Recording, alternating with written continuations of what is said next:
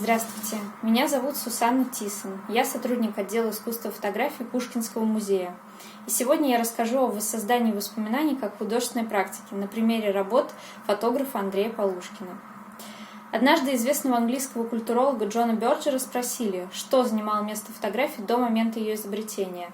И его ответ может показаться парадоксальным, он ответил: «Вы думаете, я скажу графика или живопись, но самым точным ответом будет память». И действительно, мы до сих пор мыслим фотографию как визуальный феномен коллективной или личной памяти, что находит свое отражение в известном нам всем клише «фотография на память».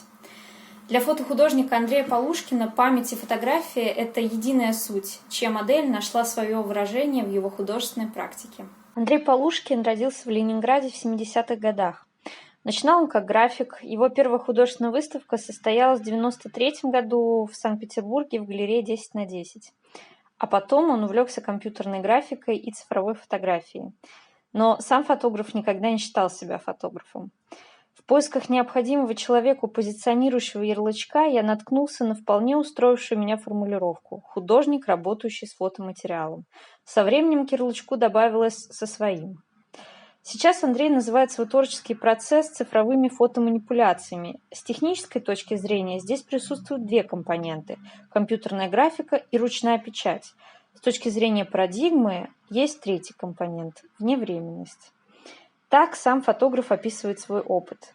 Многочисленные знакомства с правильными пленочными фотографами даже для меня, человека сугубо цифрового, не прошли даром. Готовую картинку в виде цифрового файла я уже не могу считать законченным художественным продуктом. Цифровой файл – это лишь переходная стадия между моей фантазией и реальностью. Художественным продуктом он станет, лишь вылившись в материал, в авторский серебряно-желатиновый отпечаток, по которому, под настроение, памятуя о своем художественном прошлом, еще можно поработать тушью, маслом, акрилом и лезвием. И действительно, отпечаток – это реальная вещь, но элементами, которыми манипулирует Андрей Полушкин, не кажутся осязаемыми.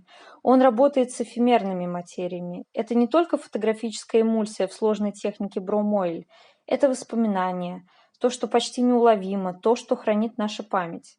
Кажется, что Полушкин показывает сны, которые видит или придумывает. Выбирая из памяти картинки, он создает коллажи из воспоминаний. Его мрачные сложные метафоры питает родной город, которому посвящена отдельная серия, и визуальное наследие великого Джоэла Питера Уиткина, Питера Гринуэя или даже Дэвида Линча. Вот что об этом говорит сам фотограф. Меня не интересует бытовая реальность, политика, секс, религия. Для меня это лишь полуфабрикаты из кулинарии, которые должны еще быть приготовлены в духовке подсознания, приправлены специями личных переживаний и украшены пучком явных или скрытых цитат из кухонного шкафчика мировой культуры. Работы из серии «Реконструкция памяти» коллекции художественной фотографии Пушкинского музея были созданы в 2006-2009 годах. На нас смотрят люди на старых фотографиях, и порой мы не знаем о них ничего. Их просто забыли. И здесь Андрей выступает как философ. И это очень по-питерски. Он размышляет над тем, что исчезает быстрее – память о человеке или его изображение.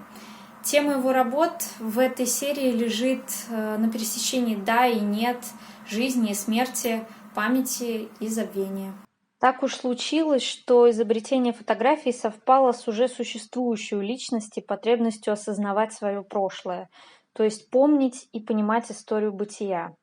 Прежде культура располагала для решения такой задачи словом, и дневники были личным пространством воспоминаний. Но память остро нуждалась в картинке. Появление фотографии позволило обрести визуальную историю реальности. Ее метафорическая трансформация и есть суть художественного творчества. Используя фотографию, художник переживает как бы вторичную сопряженность с ее образами. Его практика убеждает нас в их бессмертии. Это подтверждают и слова фотографа. То, что я делаю сегодня, мне уже трудно назвать коллажом, потому что само по себе понятие коллажности подразумевает лоскутность и явственность клейки. Я же стараюсь создать единый художественный организм. Волнительный образ будущей работы стоит перед моим мысленным взором, и мне лишь надо отыскать в реальности фигурные частички пазла, чтобы выложить их на нужное место. Бывает, что все удачно срастается за пару дней.